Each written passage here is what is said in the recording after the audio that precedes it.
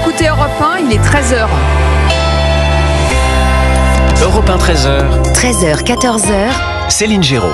Bonjour à tous, ravi de vous retrouver. Merci d'écouter Europe 1 pour vous informer à la mi-journée. Alors dans ce journal, l'opération séduction d'Emmanuel Macron ce soir à la télévision. Le président va répondre aux questions des Français. À quoi faut-il s'attendre? Décryptage. Gérard Depardieu condamné à 18 mois de prison avec sursis pour des agressions sexuelles. Tous les détails dans quelques instants. Evian, toujours sous le choc après l'agression d'un pompier volontaire. Le conducteur qui l'avait renversé a été incarcéré. Et puis à quelques heures de l'ouverture du Festival de Cannes, Europe 1 vous dévoile les temps forts de cette édition. La tendance météo, Géraldine Amont, un temps instable. Et oui, à cause de ces averses orageuses qui se produisent du nord-ouest au centre-est cet après-midi et sur l'extrême sud-est. Côté température, elles sont douces, 17 à 20 degrés sur les bords de la Manche et de l'Atlantique, 19 à 24 degrés sur le reste du pays. Météo complète sur Europe 1 à la fin de ce journal. Europe 1. À l'Assemblée, deuxième jour de débat autour des deux textes sur la fin de vie. Le premier sur les soins palliatifs pourrait être voté quasiment à l'unanimité. En revanche, celui sur l'euthanasie divise. Un grand nombre de députés s'interrogent et s'inquiètent de la version actuelle du texte. Maïlène Trémollet, une version trop élargie selon eux. Ils sont plus de 100 députés indécis à attendre l'issue des débats pour prendre leur décision. Mais une vingtaine d'entre eux s'alarment déjà du signal envoyé par le texte voté en commission. Une version qui, en l'état, fait de l'euthanasie un droit et autorise le recours à l'aide d'une personne extérieure si le patient ne désire pas s'administrer lui-même une substance létale. En clair, le texte issu de la commission est jugé trop permissif par certains, trop restrictif par d'autres. Alors partisans comme opposants à l'euthanasie préparent leur affrontement dans l'hémicycle, dans une dernière tentative de convaincre ces élus hésitants qui pourraient faire pencher la balance d'un côté ou de l'autre. Face à ceux qui alertent sur les risques de dérive, les partisans d'une aide à mourir savent qu'ils devront se restreindre pour être le plus consensuel possible et espérer remporter une courte majorité. Tout se jouera sur l'encadrement de l'euthanasie, confirme une députée qui insiste. Si par exemple on introduit les directives anticipées, l'équilibre du texte sera perdu et l'Assemblée va se braquer. Maïlène Trémollet du service politique d'Europe 1. Une interview de 2 heures ponctuée d'interventions, de personnalités et de questions de téléspectateurs. Voilà la formule choisie par Emmanuel Macron pour s'adresser aux Français ce soir. Arthur Delaborde, que pourrait-il annoncer? Eh bien, sauf surprise, Emmanuel Macron devrait surtout donner corps à sa volonté d'organiser un référendum. Probablement une seule consultation, mais avec plusieurs questions, non pas sur les finances publiques. Cette proposition du Premier ministre François Bayrou semble avoir été écarté. Le chef de l'État envisagerait d'autres thèmes, fin de vie, travail, service national ou encore organisation territoriale. Emmanuel Macron va par ailleurs s'exprimer sur la situation géopolitique et le dossier ukrainien. Mais après des semaines centrées sur l'international, il veut marquer ce soir son retour sur les dossiers intérieurs. Sur fond d'impopularité et de paralysie institutionnelle, il veut tenter de relancer le quinquennat avec un format inédit pour se montrer à l'écoute des Français et affirmer sa capacité à gouverner malgré les vents contraires. Sur l'économie et le social, il débattra notamment avec la secrétaire générale de la CGT, Sophie Binet. Sur les problématiques sécuritaires et les sujets plus régaliens, il sera face au maire de Béziers, Robert Ménard. Emmanuel Macron sera aussi interpellé directement par des citoyens et des personnalités de la société civile. Les précisions d'Arthur Delaborde du service politique d'Europe 1. L'actualité, c'est aussi les confessions de l'écrivain Kamel Daoud ce matin dans le Figaro. Visé par 2 mandats d'arrêt internationaux émis par l'Algérie, le prix Goncourt brise le silence. Alexandre Chauveau, Kamel Daoud déclare notamment avoir l'impression qu'on lui reproche de ne pas être un bon arabe, c'est-à-dire un arabe victimaire qui vit dans la haine de la France. Oui, c'est effectivement le fil rouge de son propos, avec d'abord une critique du régime algérien qui lui reproche le thème de son roman récompensé par le prix Goncourt l'an dernier. Dans Ouris, Kamel Daoud revient en effet sur les massacres de la décennie noire en Algérie et contrevient ainsi, selon le régime, aux lois d'amnistie qui imposent aux Algériens de ne pas évoquer cette période sanglante. Victime de persécutions judiciaires en Algérie, Kamel Daoud s'en prend aussi au traitement médiatique en France et cible, sans les nommer, des médias comme Libération, Le Monde ou Mediapart. En Algérie, on vous rejette en vous considérant comme un suppôt de la France. En France, on vous dicte le rôle du bon Algérien. On vous fait croire que vous êtes une victime. Parfois, à ces gens, j'ai envie de répondre que je peux me défendre, que je sais parler français et même mieux qu'eux, répond l'écrivain, coupable, selon ses termes, d'être un traître en Algérie et un mauvais arabe en France. Merci Alexandre Chauveau du service politique d'Europe 1. Il est 13h05, vous écoutez le journal de Céline Géraud sur Europe 1 et l'actualité de ce lundi 13 mai. Céline, c'est aussi cette scène hallucinante hier à Bordeaux. Oui, ça s'est passé en marge d'un procès pour une fusillade entre bandes rivales qui avait coûté la vie à un jeune de 16 ans. Une bagarre générale a éclaté à la cour d'assises de Gironde et ce matin, l'audience a repris, Stéphane Place. Oui, reprise de l'audience dans un climat apaisé ici. Le procès se poursuit normalement devant la cour d'assises de la Gironde, mais il faut dire que le dispositif policier a été nettement renforcé dans le palais de justice bordelais. Une trentaine de fonctionnaires est désormais déployée dans l'enceinte.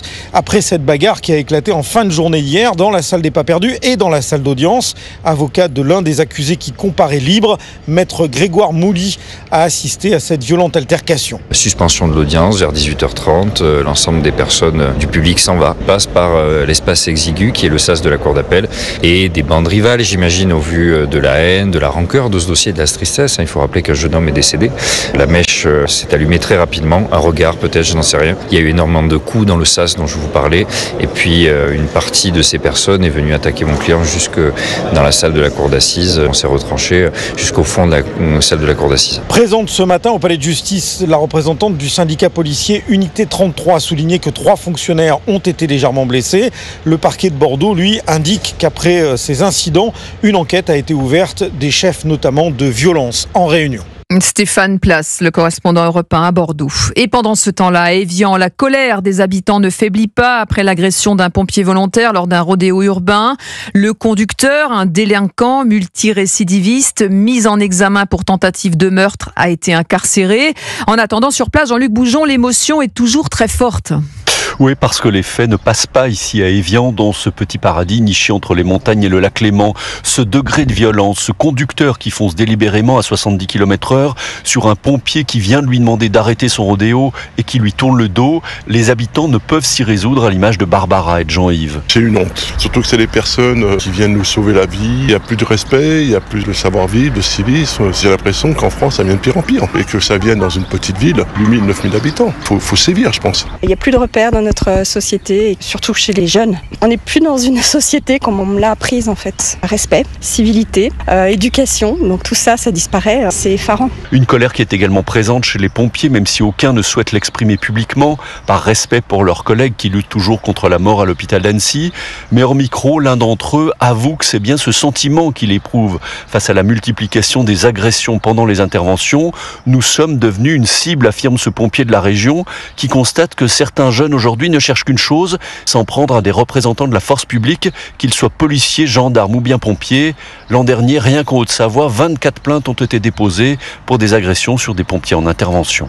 Jean-Luc Boujon à Évian pour Europe 1. Et puis on vient de l'apprendre, 3 ouvriers sont morts ce matin, écrasés par l'effondrement d'un mur sur un chantier à Pommard, c'est en Côte d'Or. Une enquête a été ouverte pour homicide involontaire dans le cadre du travail. Ces ouvriers avaient 45, 56 et 58 ans. Allons au tribunal correctionnel de Paris maintenant. Gérard Depardieu était accusé par 2 femmes d'agression sexuelle sur le tournage des Volets Verts. C'était en 2021. Jean-Baptiste Marty, vous êtes sur place pour Europe 1. L'acteur français de 76 ans vient d'être condamné à 18 mois de prison avec sursis. Effectivement, la Cour qui a suivi les réquisitions du parquet, Gérard Depardieu, également condamné à une peine d'inéligibilité de 2 ans. Il est désormais inscrit au FIJES, vous savez, le fichier des auteurs d'infractions sexuelles et violentes. Un soulagement pour les victimes. Écouterez maître Karine Durieux-Diebolt, avocate d'Amélie Quint, l'une des 2 plaignantes. C'est une belle décision, c'est une reconnaissance pour les victimes aujourd'hui, pour les victimes de Depardieu. C'est la victoire de 2 femmes sur un tournage, mais c'est la victoire de toutes les femmes derrière ce procès. J'ai une pensée également pour les autres victimes de Gérard Depardieu qui sont déclarées, qui sont prescrites.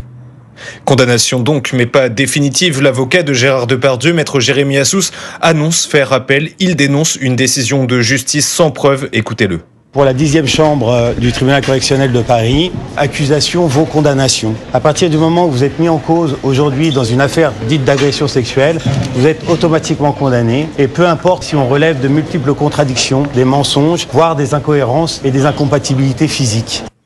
Gérard Depardieu, qui n'était pas présent ce matin pour assister à son jugement, il a été aperçu il y a quelques jours sur le tournage du nouveau film de Fanny Ardant au Portugal. Jean-Baptiste Marty au procès de Gérard Depardieu en direct du tribunal correctionnel de Paris pour Europe 1. À 13h09, le saviez-vous, le nouveau souverain pontife est un grand fan de tennis, si. Et il y a un cours au cœur du Vatican que Léon XIV fréquentait assidûment quand il était prieur général de l'ordre de Saint-Augustin. Écoutez le reportage de l'envoyé spécial d'Europe 1 à Rome, Louis Salé. Il faut grimper une 50aine de marches en pente raide pour atteindre le parc du bâtiment. Ici, une vue somptueuse sur le dôme de Saint-Pierre que l'on croirait toucher du doigt. Un décor magique pour un court de tennis bordé de rosiers et de pins parasols. C'est un magnifique petit coin de paradis, comme une oasis dans la ville. Le père Tony Pizzo, en habit noir traditionnel noué par un cordon, et prieur des Augustins du Midwest aux États-Unis. Oui, il adorait jouer au tennis. Les yeux songeurs, il se remémore le cardinal Prévost en train de s'entraîner ici tous les dimanches. Ce prêtre américain qui vit à Chicago rendait parfois visite à son ami de longue date. Il est très intelligent, mais il est aussi très sociable, très respectueux. Et en même temps, il est très ferme dans ses convictions. J'espère et je prie pour que le leadership du pape Léon XIV, qui incarne la façon dont les Augustins vivent comme des frères égaux, aide à rassembler les gens. Le pape va montrer que c'est ça le message de l'évangile. Les Augustins, avec qui Léon XIV a tout partagé et échangé de nombreuses balles de tennis, seraient donc le modèle de fraternité qu'il aimerait reproduire. Rome, Louis Salé, Europe 1. 13h11 sur Europe 1, tapis rouge, Strass Paillettes ce soir sur la Croisette, c'est l'ouverture du 78e Festival de Cannes. Oui, c'est toujours un événement, bien sûr. 22 films en compétition pour la Palme d'Or et un parterre de stars très attendu, Caroline Baudry. C'est la chanteuse Juliette Armanet qui ouvrira le bal. Tu veux juste t'acharner, mourir ici, dans cette cuisine ? Pas au micro, mais dans son premier grand rôle, celui d'une chef étoilée dans Partir un jour. Tout premier film d'Amélie Bonin, souligne Thierry Frémaux, délégué général du festival lors de la conférence de presse d'ouverture. Ça, c'est la première fois que le festival s'ouvre avec un premier film. C'est une comédie musicale et puis c'est un film très très réussi. À voir dès le mois de mai en salle, tout comme le dernier volet de la saga Mission Impossible à laquelle Tom Cruise ferait des adieux spectaculaires sur les mythiques marches. Tu dois me faire confiance, une toute dernière fois. Le jury est présidé par l'actrice Juliette Binoche, entourée de la romancière Leila Slimani, entre autres. Parmi les films français en lice pour la Palme d'Or, Alpha de Julia Ducournau, déjà palmée pour le Trégor Titane, ou encore La Petite Dernière d'Avzi Herzi, tout juste récompensée du César de la meilleure actrice. Quant à la Palme d'Or d'honneur, récompense suprême, elle sera décernée dès ce soir à l'américain Robert De Niro pour l'ensemble de sa carrière. Merci Caroline Baudry pour Europe 1. 13h12, on fait un point sur les marchés avec vous, Claire Lemaître de Boursier.com. Un marché qui ne bouge pas beaucoup. Oui, c'est calme à Paris après une belle séance hier grâce à l'accord commercial Chine-États-Unis. Là, le CAC 40 gagne un petit 0,1% avec des valeurs qui continuent de monter. Dans le luxe, Kering, par exemple, avance encore de 2%. Stellantis gagne 2,6%. Ça monte aussi pour Renault, malgré les lourdes difficultés de son partenaire japonais Nissan. Le constructeur va supprimer 20 000 postes. Et puis, forte hausse pour GL Events. Le groupe a obtenu la concession du Stade de France pour 30 ans et l'action grimpe de 5%. C'est calme en Europe. Francfort gagne 0,2%, plus 0,1 pour Londres, plus 0,1 aussi à Paris pour le CAC 40. On est à 7 856 points. Merci Claire Lemaître de Boursier.com et rendez-vous ce soir à 19h avec Pierre de Villeneuve. Géraldine Amont, à vous de jouer maintenant. Attention aux orages. Et oui, ces forts orages qui vont en effet éclater le long des Pyrénées jusqu'en Bretagne cet après-midi. En passant par une majeure partie de la Nouvelle-Aquitaine, ils vont aussi se déclencher autour du Massif central et des Alpes jusqu'à la Haute-Normandie et la Picardie en passant par le centre, la région parisienne et une partie du Grand Est. En Corse, des averses aussi vont se développer sur le relief principalement. Le Nord-Pas-de-Calais, le pourtour méditerranéen et du plateau lorrain jusqu'au Bas-Rhin seront tout de même épargnés par ce mauvais temps. Côté température, elles sont douces. 17 degrés à La Roche-sur-Yon, il fera 18 degrés à Brest et Quimper, 19 à Rennes et Cherbourg, 20 degrés à Nice et Marseille et Bordeaux, 21 degrés à Caen et Toulon, 22 à Paris et Toulouse, 23 à Grenoble, Lyon et Montauban, 24 degrés à Nîmes et Strasbourg, oui, et jusqu'à 25 degrés, je le savais, jusqu'à Metz et Lille. Alors demain, beau soleil sur une grande partie du pays, surtout sur la moitié nord-est où les températures vont grimper. Ce sera la journée la plus chaude de la semaine, temps encore très instable sur les régions du nord-ouest avec des averses orageuses. C'est le programme de demain. Merci Géraldine. Montauban.